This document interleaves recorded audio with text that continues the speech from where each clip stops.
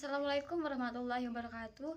Perkenalkan, nama saya Putri Wahyuni dengan NIM 4012111111010. Di sini saya akan menjelaskan materi tentang hukum pemerintah daerah dan otonomi daerah yang diampu oleh Ibu Bunga Permatasari. Sebelum kita membahas lebih lanjut apa itu hukum pemerintah daerah dan otonomi daerah, di sini saya akan menjelaskan terlebih dahulu mengenai desentralisasi. Menurut Undang-Undang Nomor 23 Tahun 2014 menyebutkan bahwa desentralisasi merupakan sebuah penyerahan urusan pemerintah oleh pemerintah pusat kepada daerah otonom berdasarkan asas otonomi daerahnya.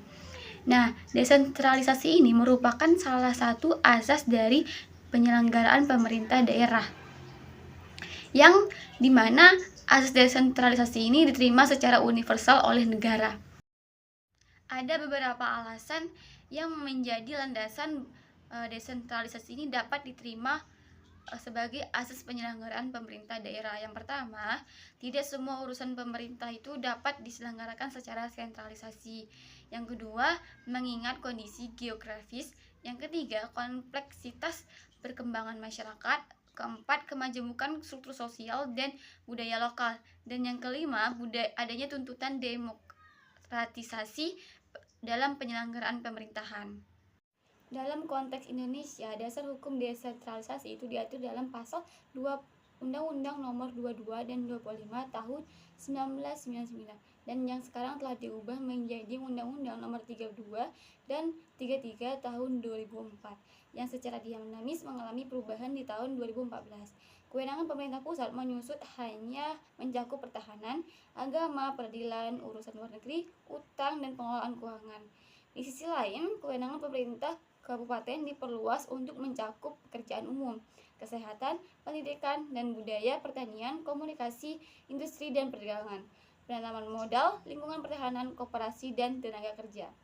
Tadi saya sudah menjelaskan apa desentralisasi itu sendiri. Selanjutnya saya akan membahas mengenai definisi pemerintah dan pemerintahan.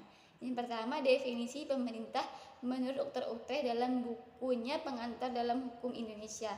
Menurutnya, pemerintah adalah kumpulan semua badan kenegaraan yang berkuasa memerintah dalam arti kata yang luas, termasuk semua badan kenegaraan yang berkewajiban menyelenggarakan kesejahteraan umum, yaitu badan-badan kenegaraan yang bertugas membuat peraturan atau sering kita dengar itu lembaga legislatif. Badan-badan kenegaraan yang bertugas menyelenggarakan mempertahankan peraturan yang dibuat oleh badan-badan yang disebut pertama eksekutif, badan-badan yang bertugas mengadili yaitu yudikatif. Definisi dari pemerintahan adalah sebuah organisasi atau wadah orang yang mempunyai kekuasaan dan lembaga yang mengurus masalah kenegaraan dan kesejahteraan rakyat dan juga mengurus masalah kesejahteraan negara. Dalam pengertian pemerintah daerah juga dibagi menjadi dua ya. Yang pertama itu dalam arti sempit dan dalam arti luas. Pengertian pemerintah daerah dalam arti sempit adalah hanyalah penyelenggaraan oleh kepala daerah saja. Sedangkan pengertian pemerintah daerah dalam arti luas yaitu merupakan penyelenggaraan pemerintahan oleh lembaga-lembaga kekuasaan di daerah yang dalam perkembangannya di Indonesia terdiri dari kepala daerah dan DPRD. Mengenai konsep pemisahan dan pembagian kekuasaan, ini ada dua pendapat ahli yang menyatakan berbeda. Yang pertama, menurut John Locke, pemisahan dan pembagian kekuasaan ini terbagi legislatif, eksekutif, federatif. Ini berbeda, sangat berbeda dengan Montesquieu. Montesquieu menyebutkan pemisahan dan pembagian kekuasaan itu terbagi legislatif, eksekutif, yudikatif. Mengenai penyelenggaraan pemerintah daerah, ini mempunyai sejarahnya. Secara singkat, sejarah dari penyelenggaraan pemerintah daerah yaitu di daerah Republik Indonesia tidaklah berusia pendek. Lebih dari setengah abad, lembaga pemerintah lokal ini telah mengisi perjalanan bangsa. Dari waktu ke waktu pemerintah daerah telah mengalami perubahan bentuknya. Setidaknya ada 7 tahapan hingga bentuk pemerintahan daerah seperti sekarang ini. Pembagian tahapan ini didasarkan pada masa berlakunya undang-undang yang mengatur pemerintahan lokal secara umum. Tiap-tiap periode, pemerintahan daerah memiliki bentuk dan susunan yang berbeda-beda berdasarkan aturan umum yang ditetapkan melalui undang-undang. Patut juga dicatat bahwa konstitusi yang digunakan juga turut mempengaruhi corak dari undang-undang yang mengatur pemerintahan daerah. Nah, dalam hal ini tidak semua hal yang ada pada pemerintahan daerah dikemukakan. Dalam hal ini juga dibahas mengenai susunan daerah otonom dan pemegang kekuasaan pemerintahan daerah di bidang legislatif dan eksekutif, serta beberapa kejadian yang khas untuk masing-masing periode pemerintahan daerah. Selanjutnya kita akan membahas mengenai otonomi daerah. Mungkin dari awal saya sudah menyampaikan materi yang akan saya sampaikan ini tentang hukum pemerintahan dan otonomi daerah. Nah, saat ini saya akan menjelaskan mengenai pengertian dari otonomi daerah. Apa sih otonomi daerah itu? Nah, ini dengan pengertian ini ada beberapa ahli menyampaikan pendapat tentang pengertian otonomi daerah yang berbeda-beda. Yang pertama dari Ateng Safruddin menyampaikan bahwa otonomi daerah itu adalah hak, wewenang, dan kewajiban daerah untuk mengurus dan mengatur rumah tangganya sendiri sesuai dengan peraturan perundang-undangan yang berlaku. Nah, yang kedua itu menurut pendapat ahli dari Bagirmanan. Dia menyampaikan kalau otonomi adalah kebebasan dan kemandirian. Satuan pemerintahan lebih rendah untuk mengatur dan mengurus sebagian urusan pemerintahan. Nah, yang terakhir itu menurut pendapat dari Kuntara Magnar menyampaikan kalau otonomi daerah itu adalah bagian keseluruhan dari usaha mewujudkan kedaulatan rakyat dalam pemerintahan. Jadi otonomi itu merupakan implementasi dari demokrasi itu sendiri. Oke, dalam penyelenggaraan daerah ini mempunyai azas. Salah satu azasnya sudah saya jelaskan di awal, yaitu desentralisasi, dekonsentrasi, dan tugas pembantuan. Saya sudah menyampaikan di awal itu pengertian desentralisasi berdasarkan undang-undang. Nah, dapat disimpulkan bahwa desentralisasi ini merupakan suatu penyerahan kewenangan. Nah, di dalam desentralisasi ini biasanya ada urusan-urusan. Nah, urusan dalam desentralisasi ini biasanya disebut sebagai urusan konkuren. Nah, yang kedua, dekonsentrasi. Dekonsentrasi ini merupakan suatu pelimpahan kewenangan pemerintah pusat ke pemerintah daerah. Urusan pemerintah pusat itu bersifat absolut. Nah, apa saja sih yang termasuk ke dalam urusan pemerintah absolut? Yang pertama, kebijakan moneter. Kedua, urusan pertahanan dan keamanan. Ketiga, justisi, yaitu mengenai peradilan yang ada di Indonesia ini. Yang keempat, kebijakan urusan luar negeri. Dan yang terakhir itu urusan agama. Sedangkan yang terakhir itu tujuan pembantuan. Tugas pembantuan. Apa sih tugas pembantuan itu? Tugas pembantuan ini merupakan pembantuan pemerintah pusat kepada pemerintah daerah sesuai dengan yang menjadi kewenangannya. Adapun tujuan dari otonomi daerah itu sendiri, yang pertama meningkatkan pelayanan umum. Tujuan otonomi daerah pertama adalah untuk meningkatkan pelayanan umum. Otonomi daerah adalah memberikan wewenang kepada daerah untuk mengatur daerahnya sendiri. Dengan adanya otonomi daerah, diharapkan pelayanan untuk masyarakat umum dapat dilakukan secara maksimal. Yang kedua itu meningkatkan kesejahteraan masyarakat.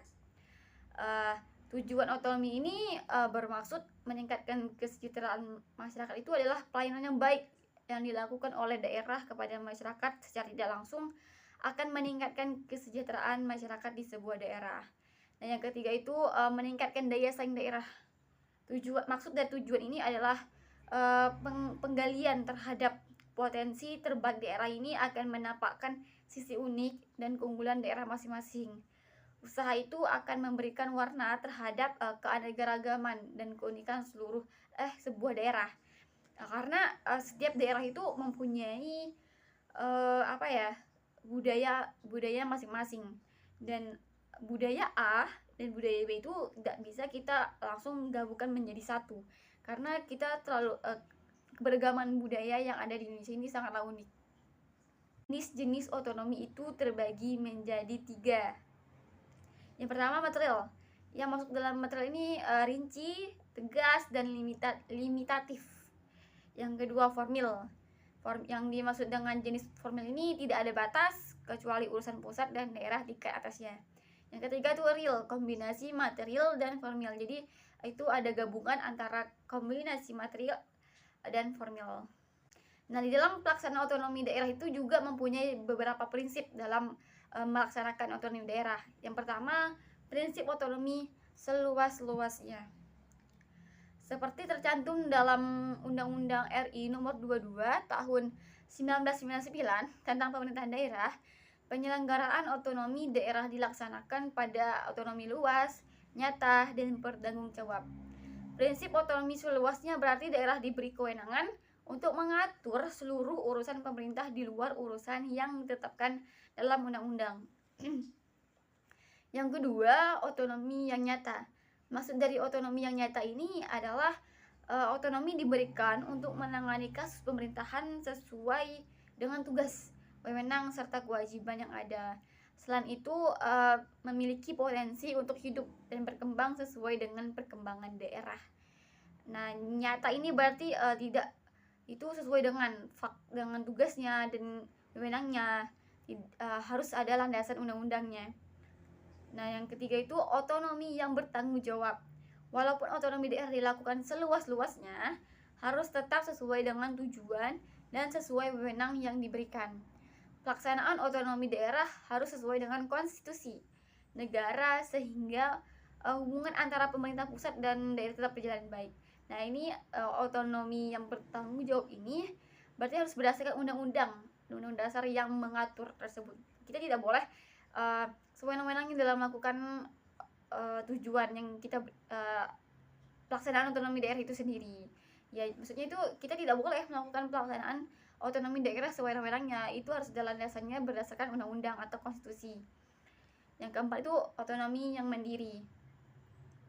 Pelaksanaan otonomi daerah harus fokus pada peningkatan kemandirian daerah otonomi. Begitu juga di kawasan-kawasan khusus yang dibina oleh pemerintah atau pihak lain seperti badan otorita, yaitu yang termasuk badan otorita itu sebagai seperti lembaga setingkat kementerian yang menyelenggarakan pemerintahan daerah khusus atau kawasan pelabuhan, perumahan, dan sebagainya. Otonomi daerah juga mempunyai kelemahan, yaitu kelemahan dari otonomi daerah. Yang pertama itu peluang untuk terjadi densifikasi bangsa dapat muncul jika kontrol dari pemerintah pusat lemah. Yang kedua, rentan terjadinya KKN dan permasalahan lainnya yang bisa berdampak pada pemerintah pusat karena kurang pengawasan. Yang ketiga, peraturan yang ditetapkan pemerintah pusat terkadang menjadi multitafsir di daerah tertentu, sehingga dapat merugikan pemerintah daerah dan rakyat di daerah tersebut. Sudah membahas mengenai desentralisasi dan otonomi daerah. Nah, wajib kita ketahui bahwasanya desentralisasi dengan otonomi daerah ini tidak sama. Patut kita catat, otonomi daerah muncul karena adanya desentralisasi. Baik, saya akan membahas kembali mengenai desentralisasi, yaitu bentuk-bentuk desentralisasi. Aneka bentuk desentralisasi pada dasarnya dapat dibedakan menurut tingkat peralihan kewenangan. Kewenangan untuk merencanakan, memutuskan, dan mengatur dari pemerintah pusat ke lembaga-lembaga lain. Nah, patut kita ketahui ada 4 bentuk utama dari desentralisasi. Yang pertama, dekonsentrasi. Tujuan dari dekonsentrasi ini adalah meningkatkan efisiensi dan efektivitas pemerintahan, pengelolaan, pembangunan, dan pelayanan umum, menjaga komunikasi sosial dan budaya, menjaga keharmonisan pembangunan sosial, menjaga keutuhan NKRI. Yang kedua, itu delegasi ke lembaga-lembaga semi otonom atau antar daerah. Yang ketiga itu pelimpahan kewenangan, itu biasanya disebut sebagai devolusi ke pemerintah daerah. Dan yang keempat itu ada peralihan fungsi dari lembaga-lembaga negara ke lembaga swadaya masyarakat. Landasan dari konstitusional otonomi khusus, yaitu yang pertama terletak pada pasal 18B. yaitu negara mengakui dan menghormati satuan-satuan pemerintahan daerah yang bersifat khusus atau bersifat istimewa daerah yang bersifat khusus atau bersifat istimewa yang diatur dengan undang-undang. Selanjutnya itu terletak pada Undang-Undang Nomor 32 Tahun 2004 tentang Pemerintahan Daerah. Terdapat pada pasal 226, ketentuan dalam undang-undang ini berlaku bagi provinsi khusus seperti Ibu Kota Jakarta, Provinsi Negeri Aceh Darussalam, Provinsi Papua, dan yang terakhir itu Provinsi Daerah Istimewa Yogyakarta, sepanjang tidak diatur secara khusus dalam undang-undang tersendiri. Kemudian terletak pada Undang-Undang Nomor 23 Tahun 2014, yaitu pada pasal 339, ketentuan dalam undang-undang ini berlaku juga bagi Provinsi Daerah Istimewa Yogyakarta, Provinsi Aceh, Provinsi Papua, dan Provinsi Papua Barat, sepanjang tidak diatur secara khusus dalam undang-undang yang mengatur keistimewaannya dan kekhususan daerah. Negara mengakui dan menghormati satuan-satuan pemerintahan daerah yang bersifat khusus atau bersifat istimewa, yang bersifat khusus atau bersifat istimewa yang diatur dengan undang-undang. Kemudian saya akan membahas mengenai landasan yuridis pemberian otonomi khusus, yaitu terletak pada pasal Undang-Undang Nomor 22 Tahun 1999 tentang pemerintahan daerah, pasal 122, keistimewaan untuk Provinsi Daerah Istimewa Aceh dan Provinsi Daerah Istimewa Yogyakarta sebagaimana dimaksud dalam Undang-Undang Nomor 5 Tahun 1974 adalah tetap dengan ketentuan bahwa penyelenggaraan pemerintah Provinsi Aceh dan Provinsi Istimewa Yogyakarta didasarkan pada undang-undang ini. Baiklah, saya sudah menjabarkan beberapa provinsi yang masuk ke dalam otonomi khusus. Tadi saya sudah menyampaikan ada beberapa provinsi yang masuk ke dalam otonomi khusus. Baiklah, yang pertama saya akan menjelaskan mengenai otonomi khusus Daerah Istimewa Yogyakarta. Pada Agustus tahun 2012, Presiden Indonesia ke-6 SBY menutup polemik status keistimewaan daerah Yogyakarta dengan menandatangani Undang-Undang Nomor 13 Tahun 2012 tentang keistimewaan. Keistimewaan tersebut didasarkan pada sejarah dan hak-hak asal-usul Yogyakarta. Kewenangan istimewa diantaranya: 1. Tata cara pengisian jabatan, kedudukan, tugas, dan wewenang gubernur dan wakil gubernur. Yang kedua, kelembagaan pemerintahan daerah DIY. Dan yang ketiga, kebudayaan. Keempat, pertahanan. Dan kelima, tata ruang. Selanjutnya, saya akan membahas otonomi khusus Aceh. Dasar hukum mengenai pembentukan daerah otonomi Provinsi Aceh tercantum pada Undang-Undang Nomor 24 Tahun 1956. Pada keputusan Menteri RI tanggal 26 Mei 1959, alasan Provinsi Aceh bisa disebut daerah istimewa dengan sebutan daerah istimewa Aceh, yaitu agama atau syariat Islam, kedua peradatan, dan yang ketiga itu pendidikan. Otonomi khusus Aceh dimulai sejak Undang-Undang Nomor 11 Tahun 2006 tentang pemerintahan Aceh diberlakukan. Pada pasal 183 ayat 1 Undang-Undang Nomor 11 Tahun 2006 tentang pemerintahan Aceh mengamanatkan bahwa dana otonomi khusus merupakan penerimaan pemerintah Aceh yang ditujukan untuk membiayai pembangunan, terutama pembangunan dan pemeliharaan infrastruktur, pemberdayaan ekonomi rakyat, pengentasan kemiskinan, serta pendanaan pendidikan, sosial, dan kesehatan. Selanjutnya tentang otonomi khusus Papua.